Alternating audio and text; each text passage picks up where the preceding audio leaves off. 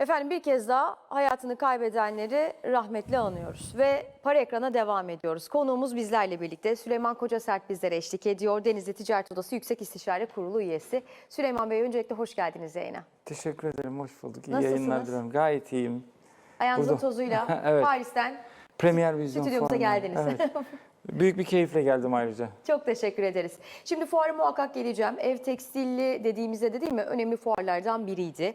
Şimdi içeride de tabii ki bu hafta en önemli gündem başlığını enflasyon verisi oluşturuyor. Biraz şimdi hani ticaret, iş dünyası, sanayici gözüyle son verileri bir okuyalım isteriz. Enflasyon verisi beklentilerin üzerinde geldi. Merkez Bankası'nın bu ay toplantısı yok. Ama Mart'ta toplantısı var. Önümüzdeki hafta enflasyon raporu sunumunu paylaşacak Merkez Bankası. Ne diyor iş dünyası? Nasıl değerlendiriyor son veriyi? Ne bekliyor Merkez Bankası'nda? Reel sektör olarak biz aslında Ocak ayında enflasyonun bir miktar yüksek geleceğini tahmin ediyorduk. Ancak beklentilerin üzerinde gelen bir enflasyon Merkez Bankası'nın da bence biraz daha muhafazakar bir adım atmasına sebep oldu. 150 bas puan beklentisi 100 bas puan olarak realize edildi. Merkez Bankası'nın da bu enflasyon verisini yakından takip ettiğinin önemli bir göstergesi. Aslına bakarsanız iş dünyası 2025 yılında özellikle yüksek finansman maliyetleri nedeniyle oldukça şikayetçi bir tavır sergilemişti. Ve 2026 yılında düşük enflasyon, düşük faiz en önemli beklentilerimizden biriydi. Yüksek faiz ve beklenenden daha düşük bir faiz indirimiyle başladık. Açıkça konuşmak gerekirse iş dünyasının şu anda en zayıf karınlarından bir tanesi, noktalarından bir tanesi rekabet gücünün özellikle sanayi ve imalat sektöründe giderek azalması.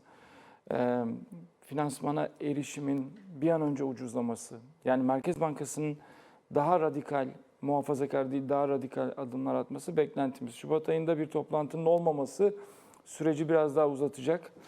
Malum Şubat ortası Ramazan sonuna kadar bir Ramazan rehavetinin de yaşanacağını düşünürsek Nisan'dan sonra daha güçlü, daha pozitif beklentilerimiz olacak. Nasıl bir beklentiniz var? Yani burada finansmana erişimin kolaylaşmasını dile getirdiniz. Yani faiz indirimi noktasında beklentilerin de altında bir indirim geldi dediniz. Sizce yıl boyunca nasıl bir alanı olur Merkez Bankası'nın? Ne yapabilir? Ne bekliyor iş dünyası?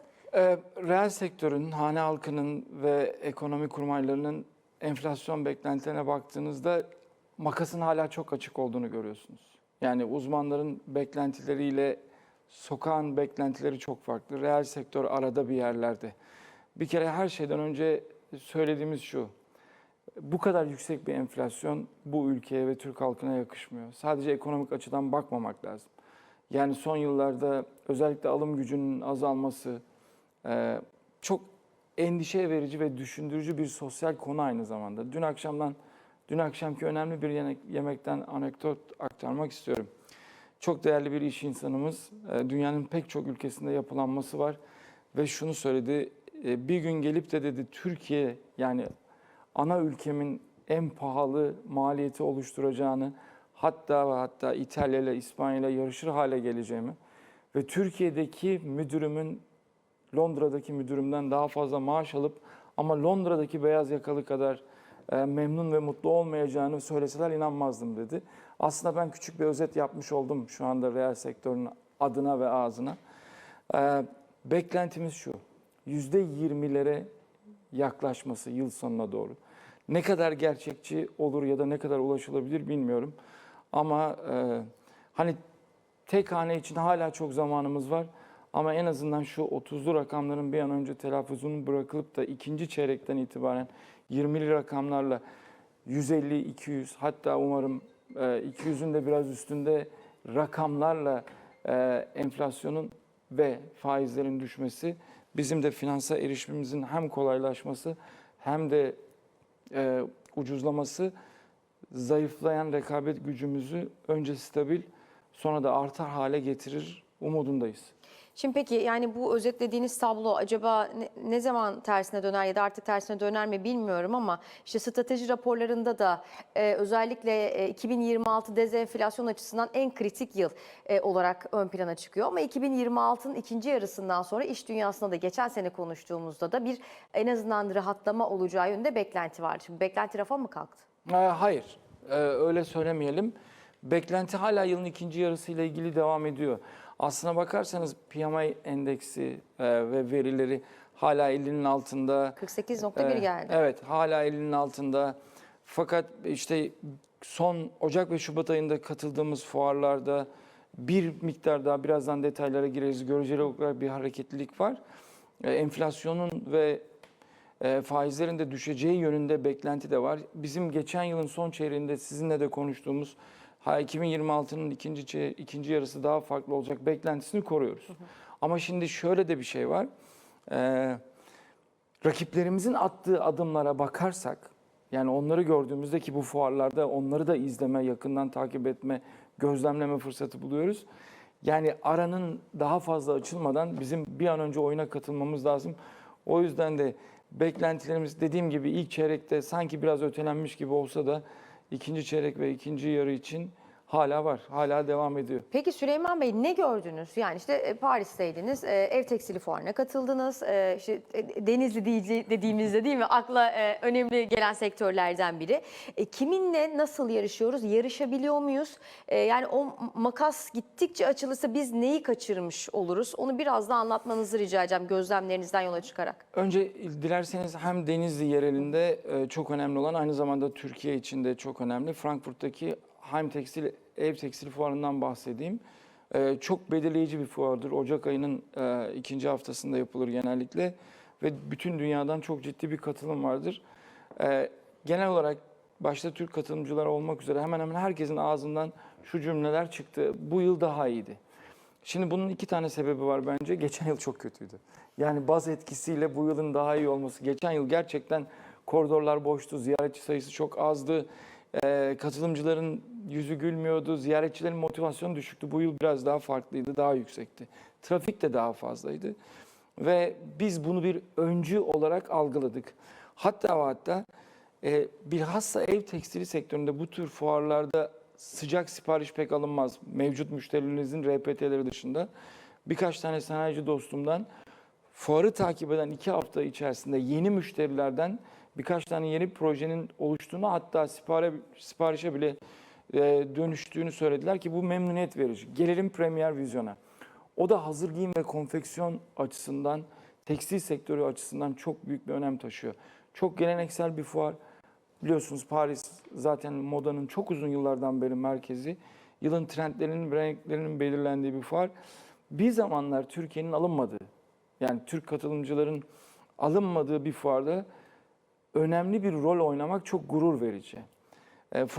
Standlarımızdaki trafiğin de yoğunluğu, ziyaretçilerin ilgisi, pozitif bir hava var. Bir kere bunu memnuniyetle paylaşabilirim. Bunu artı hanemize yazalım. Peki neyi dikkate almalıyız ya da neyi dikkatle takip etmeliyiz? Portekiz, İtalya gibi rakiplerimiz de gayet iyiler. Koleksiyonları oldukça iyi. İnovatif ürünleri, katma değerli yaklaşımları hala devam ediyor. Ben bunu anlayabilirim ve bekleyebilirim. Yani benim için bir sürpriz değil. Ancak Japonya, Kore gibi çok ilginç ülkelerin çok etkileyici koleksiyonlarına şahit oldum. Son olarak da özellikle PV fuarı ile ilgili şunu söylemek istiyorum. İzleyiciler, özellikle sektör temsilcilerinin dikkatini çekecektir. Çok uzun yıllardan beri rastlamadığımız bir olayla da karşılaştık. Hindistan ve Pakistan'dan da temsilciler vardı. Yani dediğim gibi arayı kapatıyorlar. Bizim rehavete kapılmamamız lazım. Çok daha fazla çalışmamız lazım. Ne olacak şimdi? Yani Japonya, Kore ne yaptı? Hindistan, Pakistan ne yaptı? Biraz onu açalım çünkü İngiltere ile Hindistan arasındaki o SETA'yı konuşuyoruz biz hafta başından bu yana. Tabii ki burada iş dünyasının yine bir tepkisi de oldu. Malum gümrük birliği ve güncelleme noktasında uzun süredir bir görüşme trafiği söz konusu ama istenilen boyutta değil. Burada oyuna şimdi Hindistan girdi. Sadece İngiltere değil, bir de Amerika Hindistan arasında da tarifeler azaldı. Niye? Hindistan Rusya'dan petrol yolunu durdurdu diyor. Amerika'nın bir de oradan bir tarife indirim başlığıyla devreye girmesi var. Ticarette neler oluyor? Hindistan ne yapıyor? Ne yapabilir? İşte Çin ve Hindistan mı geçecek mi derken olay başka bir boyuta geçti herhalde değil mi? Boyut atlandı mı şimdi Süleyman Bey? İstersen bu konuyu aslında Biraz daha geri alalım dilerseniz. sadece bu konu üzerine bile bir program yapılabilir. Önce çok kısa ve özet olan Japonya, Kore ile ilgili birkaç cümle söyleyeyim. Japonya ve Kore inovasyonla öne çıkıyorlar. Yani onlar gerçekten teknik tekstil konusunda çok zaman, enerji ve para harcıyorlar. Karşılığında alıyorlar. Çok farklı teknolojilerle önde gitmeye çalışıyorlar. Öncü rol oynamaya çalışıyorlar. Hindistan ve Pakistan'ın durumu ucuz işçiliğe dayalı ve Mısır'ın da diyelim. Bizim ciddi rakiplerimiz, özellikle birkaç sektörde çok ciddi rakiplerimiz. Tekstil de bunlardan bir tanesi. Şimdi bu fuara katılma izni alabildiklerine göre, yani böyle bir ruhsata ve ehliyete artık sahip olduklarına göre bir kere artık sadece ucuz işçiliğe dayalı bir performans değil, aynı zamanda kalitede de ciddi bir gelişim olduğunu kabul etmeliyiz. Bu altı çizilmesi gereken bir konu. Sizin sorunuza gelince, zaten bir fiyat baskısıyla rekabet yaşıyoruz. Bizdeki maliyetlerin artması sebebiyle aramızdaki fark %20'ler, çok uzun yıllar 15-20'lerle devam eden bu fark şu anda 40, 50, hatta bazı ürünlerde 60'a kadar çıkmış durumda. Şimdi bir de gümrük, hem Amerika Birleşik Devletleri, yani Hindistan önce Amerika Birleşik Devletleri'nden gelen yüksek vergilerle önce bir neye uğradığını şaşırdı. Ama çok stratejik bir adım atarak çok hızlı bir şekilde Avrupa Birliği'ne yanaştı. Çin'deki tedarik problemleri nedeniyle Avrupa Birliği'nin zaten 1,4, Çin'den bile yüksek bir nüfus ve iş gücüne sahip bir ülkeden alternatife ihtiyacı vardı. Bu fırsatı çok iyi değerlendirdi. Mağdur olan kim oldu? Biz olduk. Çünkü biz maalesef Avrupa Birliği üyesi değiliz. Karar verilen masalarda, karar verici olarak, oy kullanıcı olarak oturamadığımız masalarda alınan kararların bağlayıcı tarafıyız Gümrük Birliği nedeniyle. Bütün iş dünyasının, sadece ihracatçıların değil, bütün iş dünyasının feryadı, haykırışı artık Gümrük Birliği anlaşmasının bizim de masada olacağımız şekilde güncellenmesi. Avrupa Birliği'ne üyelik zaten çok uzun zamandan beri konuşulmuyor bile, ama Gümrük Birliği'nin güncellenmesi çok önemli bir madde. Ama Hindistan burada da kalmadı. Ben Rusya'dan doğal gaz ve enerji almayacağım diyerek Amerika Birleşik Devletleri'ndeki artan vergiyi tekrar aşağıya çekmeyi de başardı. 2026 ve sonrasında çok, özellikle tekstil sektöründe güçlü rakip olmaya devam edecekler. Peki biz oturup ağlayacak mıyız ya da biz ne yapacağız? Biz de hep söylüyorum, sektörün önündeki açarlardan en başlıcaları moda tasarım trendleri biz oluşturacağız. Markalaşacağız. Yani amacımız, hedef, daha düşük adetleri çok hızlı bir şekilde teslim edeceğiz. Ve Pakistan'ı, Hindistan'ı, Bangladeş'i değil, İtalya'yı, Fransa'yı konuşup onları benchmark olarak önümüze koyacağız. Peki Türkiye ve Hindistan arasında nasıl bir ilişki var? Yani Hindistan'a karşı mesela iş dünyasının bakış açısı nasıl? Burada pazarı kaptırmamak adına neler yapılabilir? Aslında biliyor musunuz, Hindistan çok büyük bir pazar. Yani dünyanın en büyük pazarlarından bir tanesi. Biz ne kadar varız orada mesela? Biz bir miktar vardık diyorum, ama şöyle bir sorun yaşadık. Neyse, maalesef de belki doğru bir ifade olmayabilir. Pakistan-Hindistan Savaşı nedeniyle, yani biliyorsunuz dost ve kardeş ülke Pakistan, tarihten gelen çok güçlü bir bağımız var. Kurtuluş Savaşı'nda bizim için yaptıkları ortada. Pakistan-Hindistan Savaşı'nda da Türk dronları ve bir takım Türk Silahlı Kuvvetleri'nin desteği olması sebebiyle şu anda Hindistan'la geçen sene daha gergindik. Biraz gerginlikte yumuşama olsa da hala ilişkilerde böyle can ciğer kuzu sarması durumunda değiliz. Ben 2026'da da mesafeli ve temkinli duruşun devam edeceğini düşünüyorum. Ama nasıl Mısır'la sorunlarımızı çözdük, artık hakikaten iyi ve hızlı bir şekilde ilerliyor ilişkilerimiz. Hindistan gibi önemli bir tedarik merkezinin, ama aynı zamanda önemli bir pazarın aramızın yavaş yavaş ısıtılacağını ve düzeleceğini umuyorum. Çünkü bazı markalarımız orada, ciddi işbirliklerimiz var. Benim de dahil olmak üzere Hindistan'la ortaklıklarımız var. rasyonel bakış açısı, yani ticaret devam ediyor ama siyasetteki baskı ve stres de hissediliyor. Umarım bu konuda da 2026'da düzelmeler olur. Evet, güçlü bir diplomatik dili var Türkiye'nin ki son jeopolitik risklere baktığımızda arabulucu konumu. Kendi meselelerinde de özellikle Mısır'dan örnek verdiniz. O diplomatik dille birçoğunun aslında çözüldüğünü takip ettik. Burada tabii Hindistan konusu da önemli. Şimdi iş dünyasının gözü orada. Az önce siz de özetlediniz. Bunu takip edeceğiz. Peki yani ticaret demişken Ocak ayı ihracat verilerine mevsim etkisi de vardı. Evet. Orada bir gerileme söz konusuydu. Ocak ayı verisiyle birlikte hani yılın genelinde beklentiniz nedir? En önemli pazarlarımız hangileriydi? Yeni pazarlar eklememiz gerekiyor mu? Şu anda jeopolitik gelişmeler derken tabii gözler Amerika-İran görüşmesinde olacak. Oradan çıkacak sonuç oldukça önemli. İş dünyasında mesela bu jeopolitik gelişmeler nasıl etkiliyor? İhracatımız üzerine nasıl bir etkisi var? Ocak ayında %3,9 bir gerileme oldu. Yine bir ihracatta düşüş bekleniyordu. Ama nasıl enflasyon beklenenin bir miktar üzerinde geldiyse ihracattaki düşüş de beklenenin bir miktar üzerinde geldi. Denizli'deki düşüş biraz daha pozitif. Yani o %3'ün biraz altında. Şubat ayında ve Mart ayında neler olur? Talepte zayıflama ve siparişlerdeki yavaşlık devam ediyor. O yüzden de çok büyük bir sürpriz beklememek lazım. Ancak şunu da söylemek istiyorum. 2026 yılındaki genel hissiyatımız, beklentimiz ve hava, reel sektör adına konuşuyorum yine, özellikle ihracatçılar adına, 2025'in sanki en kötü dönem olduğu ve onun geride bırakıldığı, 2026'da bazı göstergelerin enflasyon ve faiz gibi aşağıya giderken ama pozitif bir gelişme olarak yine talepte de bir yukarı yönlü hareketin olacağını bekliyoruz. 2025 yılı ihracatının üzerine çıkarız. Öyle bir beklentimiz var, çabalarımız da bu yönde. Ama tabii bizim bu çabalarımızın makroekonomik politikalarla da desteklenmesi gerekiyor. Bu arada ekranlarda da alt köşede yer alıyor. Amerika ile İran arasındaki görüşmeler Umman'da başladı. Onu da altını çizmiş olalım. Gözler bu görüşmede demiştik.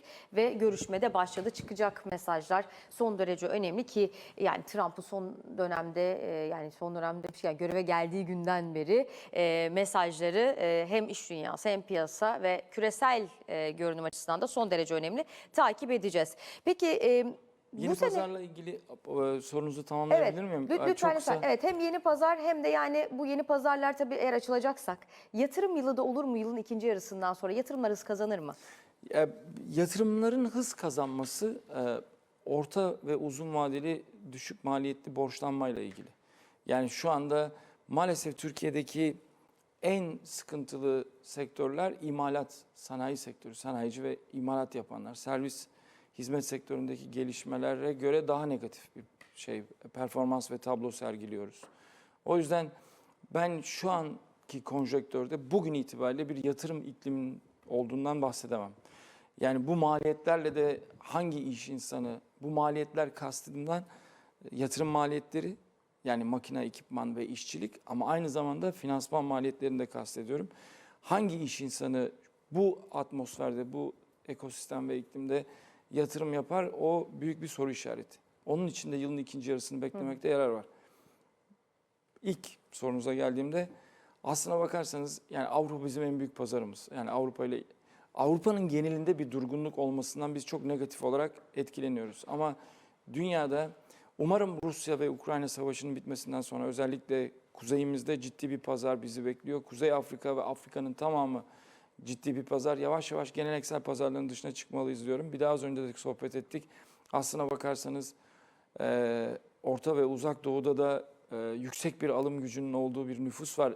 Örneğin 1,5 milyar kimilerine göre ama kesinlikle 1,3-1,4 milyarlık bir Hindistan nüfusunda %2'lik, 3'lük süper zengin bir kesimin olması oldukça büyük bir pazar. Son olarak da şunu söyleyeyim. Hazır Sayın Cumhurbaşkanımızla Trump'ın arası bu kadar iyiyken biz Amerika ile ilgili de her türlü fırsatı değerlendirmeliyiz bence. Süleyman Bey çok teşekkür ediyoruz aktardıklarınız için. Ben teşekkür ederim. Kolaylıklar diliyoruz. Efendim biz de ayrılan sürenin sonuna geldik. Veda ediyoruz. Hoşça kalın.